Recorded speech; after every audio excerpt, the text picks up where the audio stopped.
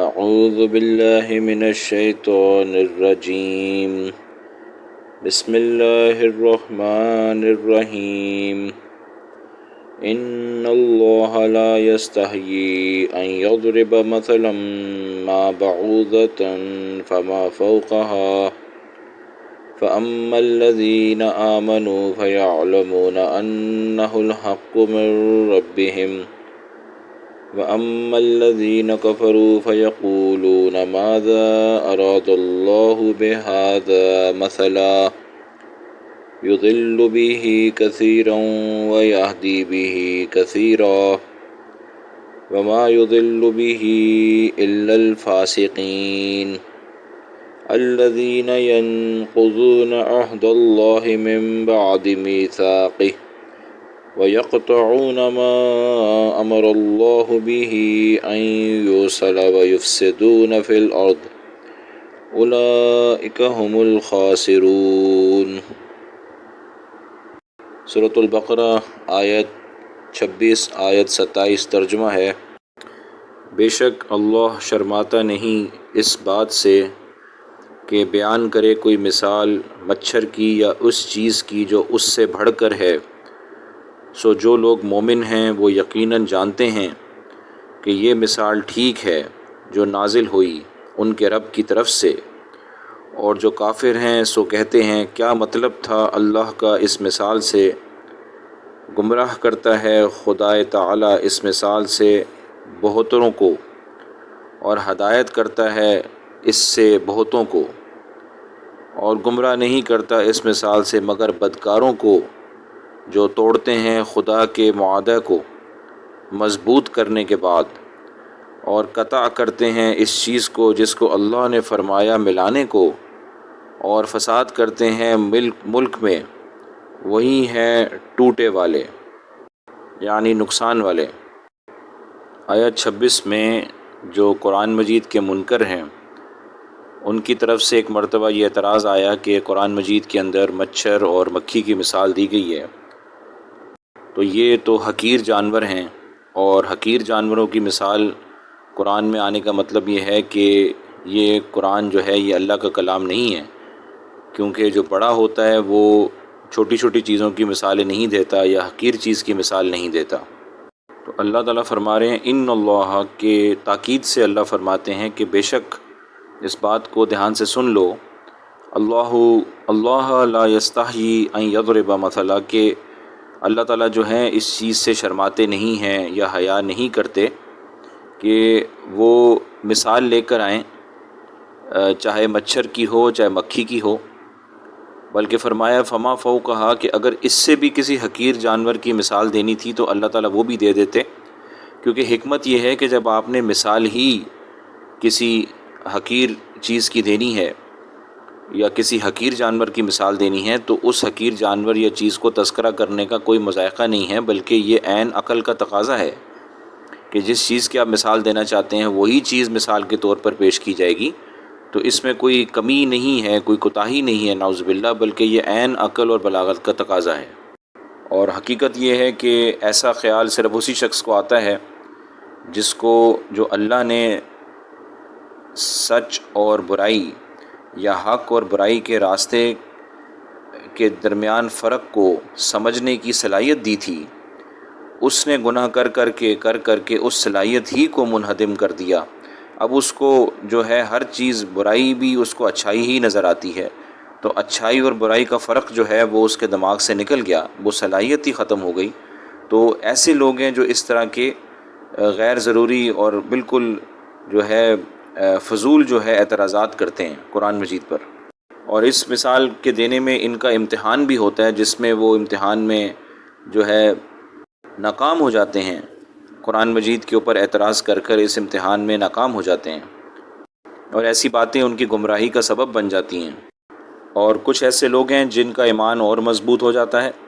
کہ فَأَمَّا الَّذِينَ، تو کچھ ایسے لوگ بھی ہیں آمنوا جو ایمان لے کر آئے، فَيَعْلَمُونَ تو وہ جان لیتے ہیں، أَنَّهُ الْحَقُّ مِن رَبِّهِمْ کہ یہ تو واقعی میں اللہ کی طرف سے جو یہ بات آئی ہے، یہ مثال دی گئی ہے، یہ بالکل حق اور سچ بات ہے، اور وہ اس بات کو سمجھ بھی جاتے ہیں۔ تو وہی مثال جو ہے کچھ کو گمراہ کر دیتی ہے، وہی مثال جو ہے کچھ کو ایمان والا، مزید ایمان والا بنا دیتی ہے۔ تو اللہ فرماتے ہیں وَأَمَّا الَّذِينَ كَفَرُوا فَيَقُولُونَ مَاذَا أَرَادَ اللَّهُ بِهَذَا مَثَلًا، کہ جن لوگوں نے کفر کیا، جو قرآن کے منکر ہیں، تو وہ یہ کہتے ہیں کہ اس مثال سے جو ہے وہ اللہ تعالیٰ کی کیا مراد ہو سکتی ہے، یعنی یہ مثال نعوذ باللہ کو دینے والی مثال تھی ہی نہیں۔ تو اللہ تعالیٰ جواب میں فرماتے ہیں یضل بہ کثیرا ویہدی بہ کثیرا، یعنی بہت سے ایسے لوگ ہیں جن کو جو ہے اللہ تعالیٰ جو ہے گمراہ کر دیتے ہیں قرآن مجید کے ذریعے سے، یعنی جب وہ قرآن مجید کے منکر ہوتے ہیں، اس کی آیتوں کو جھٹلاتے ہیں اور اس کا حکم نہیں مانتے، تو اللہ تعالیٰ اسی قرآن کے ذریعے سے ان کو گمراہ کر دیتے ہیں۔ ویہدی بہ کثیرا، اور جو ایمان لانے والے ہیں، جو اس کی مثال کو، مچھر مکھی کی مثال کو حق مانتے ہیں اور دل میں کوئی کجی نہیں لاتے اس بات پہ، تو اللہ تعالیٰ ان کو جو ہے وہ ہدایت دے دیتے ہیں۔ آگے فرماتے ہیں اللہ وما یضل بہ الا الفاسقین، کہ جن کو اللہ تعالیٰ گمراہ کرتے ہیں وہ کوئی عمومی قاعدہ نہیں ہے، بلکہ وہ ایسے لوگ ہوتے ہیں جو فاسق ہیں۔ اب یہاں پر فاسق کا لفظ اصل میں کفار کے لیے مراد ہے، اور مسلمانوں کے لیے جب بولا جاتا ہے تو فاسق وہ آدمی ہوتا ہے جس نے گناہ کرنے کا فیصلہ کیا ہو اور جو ہے بار بار گناہ کرتا ہو، بار بار گناہ کرتا ہو، اس نے گناہ کی عادت بنا لی ہو اور بہت ساری چیزوں میں اللہ تعالیٰ کی نافرمانی کرتا ہو، تو جس کو عادت پڑ گئی ہو گناہ کرنے کی تو وہ فاسق کہلاتا ہے۔ اور فاجر وہ ہوتا ہے کہ جو اعلانیہ گناہ کرے، یعنی گناہ کر بھی رہا ہے، یعنی فاسق بھی ہے اور ساتھ میں اس کو اعلان کے ساتھ بھی کر رہا ہے، تو ایسا شخص جو ہے نا فاجر کہلاتا ہے۔ تو مسلمان کے لیے عام طور پہ یہ دو لفظ بولے جاتے ہیں، فاسق اور فاجر۔ یہاں پر فاسقین کا مطلب کفار ہے، کہ جن لوگوں نے تہیہ کیا ہوا ہے کہ وہ قرآن مجید کو، اس کا انکار کریں گے، اس کی آیتوں کو جھٹلائیں گے، نہیں مانیں گے، تو ان لوگوں کے لیے جو ہے وہ اللہ تعالیٰ جو ہے ان کے لیے گمراہی کو لکھ دیا ہے اور وہ گمراہ ہو جاتے ہیں۔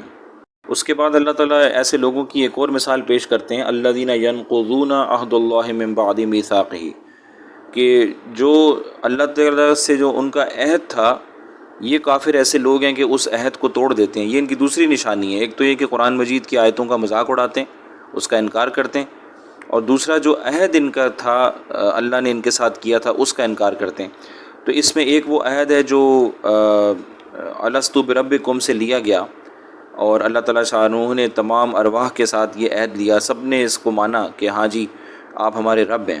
تو اس عہد کا انہوں نے انکار کر دیا، کیونکہ یہ اللہ کو رب مانتے نہیں ہیں، اس کو خدا مانتے نہیں، اور اس کے قرآن کو جو ہے اس کو جھٹلاتے ہیں نعوذ باللہ۔ تو اس لیے ایک عہد تو انہوں نے وہ توڑا، اور دوسرا عہد جو انسانوں کے لیے اللہ نے بھیجا ہے وہ یہ ہے کہ بھئی جو حقوق ہیں رشتہ داروں کے، دوسرے لوگوں کے جو حقوق ہیں اس کی جو ہے پابندی کی جائے، اور جو اللہ کے بھی حقوق ہیں اس کی بھی پابندی کی جائے۔ تو جتنے بھی حقوق ہیں، والدین کے حقوق ہیں، رشتہ داروں کے حقوق ہیں، اس کی پابندی کرنا جو ہے وہ عہد نبھانے کے برابر ہوتا ہے۔ اور فساد جو ہے وہ لوگ مچانے والے ہوتے ہیں جو کہ اپنے رشتہ داروں کی جو ہے رشتہ داریوں کی پابندی نہیں کرتے، ان کے تقاضوں کو پورا نہیں کرتے، رشتہ داروں کو ان کو حقوق نہیں دیتے، اصل میں اسی سے فساد مچتا ہے۔ فرماتے ہیں بعد میثاقہ، کہ ہم نے مضبوط عہد ان سے لیا تھا کہ تم جو ہو دنیا میں جا کے دین پر عمل کرو گے اور مجھے رب مانو گے، میرا حق ادا کرو گے رشتہ داروں کا، لیکن اس عہد کو انہوں نے توڑ دیا۔ حالانکہ اس عہد کو اللہ نے میثاقہ کا لفظ کا مطلب ہے کہ اس عہد کو مضبوط کرایا، مضبوط عہد تھا کہ واقعی میں تم یہ کام جا کے کرو گے، اور جو ہے انبیاء علیہ الصلوۃ والسلام کے ذریعے سے بھی اللہ تعالیٰ نے اپنا پیغام پہنچایا کہ بھئی یہ مثال کے طور پہ کوئی مسلمان ہے تو اس کی ذمہ داری ہے کہ وہ تمام حقوق ادا کرے، اگر وہ نہیں کرتا تو عہد کو توڑنے والا ہے اور گنہگار ہے۔ اور مزید اس کو فرماتے ہیں اللہ وَيَقْطَعُونَ مَا أَمَرَ اللَّهُ بِهِ، کہ ایسے لوگ ہیں جو اللہ نے جس کو جوڑنے کو کہا ہے یا جس حکم کو کہا ہے اس کو توڑ دیتے ہیں، یعنی رشتہ داریوں کی طرف اشارہ ہے کہ ایسے بھی، اور یہ مسلمانوں کے لیے بھی ہو سکتا ہے اور کفار کے لیے بھی ہو سکتا ہے، کہ جو اللہ تعالیٰ نے رشتہ داریاں قائم کرنے کو اور ان کے حقوق کا کہا ہے جو نہیں پورا کرتے، تو وہ کیا کرتے ہیں، اس کو کاٹ دیتے ہیں، اس حکم کو جو اللہ نے دیا تھا، این یوصلا، یعنی اس حکم کو اللہ نے کیا تھا کہ اس کو وصل کرو، ملاؤ، رشتہ داریاں جوڑو، لیکن وہ اس کو توڑ دیتے ہیں۔ اور پھر اللہ فرماتے ہیں وَيُفْسِدُونَ فِي الْأَرْضِ، یعنی کہ اشارہ اس طرف ہے کہ اگر ہم رشتہ داریاں توڑتے ہیں تو یہی فساد کی تعریف ہے۔ فساد اسی وقت پیدا ہوتا ہے جب انسان جو ہے وہ اپنی رشتہ داریوں کو نہیں نبھاتا، تو اسی سے فساد پیدا ہوتا ہے۔ سارا فساد دنیا میں اسی وجہ سے ہی ہے کہ جب اللہ کے کیا ہوا عہد اللہ کا حق ادا نہ کرے، رشتہ داروں کا حق ادا نہ کرے، بندوں کا حق ادا نہ کرے، تو سارا فساد اس سے پیدا ہوتا ہے۔ اور اللہ فرما رہے اولئک هم الخاسرون کہ یہی وہ لوگ ہیں، یہی ہیں وہ لوگ جو اصل میں خسارے والے ہیں، کہ جو یعنی قرآن مجید کا بھی انکار کرتے ہیں اور پھر اپنی جو حقوق العباد کے جو ذمہ داری ہیں اس کا بھی انکار کرتے ہیں۔ تو اس آیت میں جو ہے آیت نمبر 27 میں مسلمانوں کے لیے بہت زیادہ تنبیہ ہے کہ رشتہ داریوں کو جو منقطع کرے گا وہ اللہ کی رحمت سے دور ہے، اور یہ بھی پتہ چلا کہ وعدہ خلافی کرنا یعنی عہد کے خلاف جانا یہ بہت بڑا گناہ ہے، اور اس سے ہو سکتا ہے ساری نیکیاں بھی ضائع ہو جائیں، اور رشتہ داریوں کو منقطع کرنا یہ حرام ہے، کیونکہ قرآن کی نص سے ثابت ہو گیا۔ تو اب جان بوجھ کے رشتہ داریاں بغیر کسی عذر کے توڑنا جو ہے اپنے گناہوں کی بدولت، تو یہ حرام ہے۔ اور یہ جو خاسرون کا مطلب ہے کہ یہ جو ان کا اصل نقصان ہوتا ہے، دنیا میں بھی تو اب ہمیں کامیاب نظر آئیں گے، لیکن اصل جو نقصان ہے وہ آخرت ہی کا ہے۔ تو ہمیں پھر سب کو آخرت کی تیاری کرنی چاہیے اور اپنی رشتہ داریوں کو قائم کرنا چاہیے اور حقوق العباد بھی پورا کرنے کی کوشش کرنی چاہیے۔